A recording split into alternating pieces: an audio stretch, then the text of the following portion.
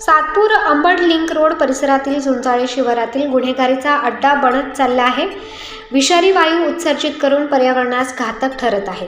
अनधिकृत भंगार मार्केट काढावे यासाठी वेळोवेळी अनेक आंदोलने करण्यात आली.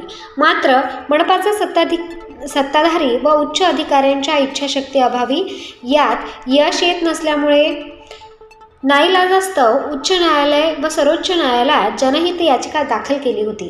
त्यावर या दोन्ही न्यायालयांनी हे अनधिकृत भंगार मार्केट काढण्याचे वेळोवेळी आदेश दिले होते. तरीही नाशिक महानगरपालिका प्रशासन हे अनधिकृत भंगार मार्केट काढण्याकामी कधी मनुष्यबळ कमी तर कधी पोलीस बंदोबस्त मिळत नसल्याच्या नावाखाली चालढकल करत असल्याने नाईलाजाने महानगरपालिकेचे तत्कालीन आयुक्त गेडाम यांच्या विरुद्ध अवमान याचिका दाखल करावी लागली. मात्र लागलीच त्यांची बदली झाली. गेडाम साहेबांनंतर मनपा आयुक्तपदी आलेले अभिषेक कृष्णा यांनी सूत्रे हाती घेताच भंगार बाजार हटवण्याचे काम करण्यात आले. या अनधिकृत भंगार मार्केटवर कारवाई होऊन 4 ते 5 महिने होत नाही तोच या व्यावसायिकांनी पुन्हा नव्याने अनधिकृत भंगार मार्केटचा व्यवसाय सुरू करून उच्च न्यायालयाच्या आदेशाची सरळ पायमल्ली केली आहे. यामुळे आयुक्त तसेच पोलीस आयुक्तांना हा अनधिकृत भंगार मार्केट काढण्यासाठी निवेदने दिली. तसेच लवकरात लवकर हा भंगार बाजार हटवण्यात यावा, अन्यथा आयुक्तांविरुद्ध अवमान याचिका दाखल करण्यात येईल असा इशारा दिलीप दातीर यांनी दिला आहे.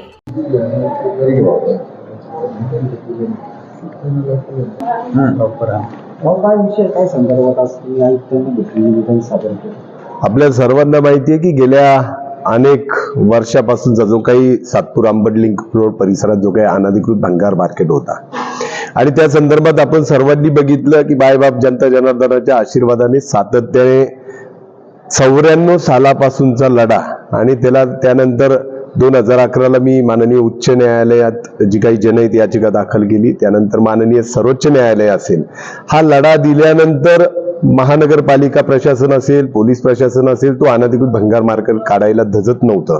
परंतु तत्कालीन आयुक्त सन्माननीय गेडाम साहेबांवरती मी कंटेम्प्ट ऑफ कोर्ट म्हणजे अवमान याचिका माननीय उच्च न्यायालयामध्ये दाखल केल्यानंतर, त्यांची बदली झाल्यानंतर जे तत्कालीन आयुक्त डॉक्टर अभिषेक कृष्णा साहेब यांनी जेव्हा महानगरपालिकेच्या आयुक्तपदाची सूत्रे हाती घेतली आणि त्यानंतर त्यांना तो विषय सांगितल्यानंतर जे काही न्यायालयाचे निकाल होते, माननीय उच्च न्यायालय असेल, माननीय सर्वोच्च न्यायालय असेल, हे निकाल जेव्हा त्यांना दाखवले, त्यांनी या अनधिकृत भंगार मार्केटवरती कारवाई करायचं मला आश्वासन दिलं.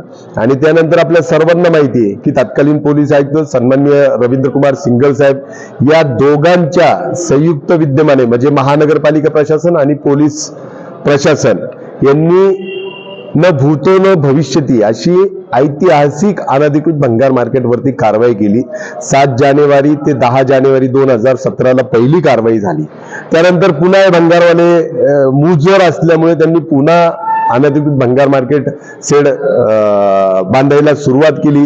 पुन्हा एकदा कारवाई होऊनही जैसे तेच भंगार मार्केट होतं.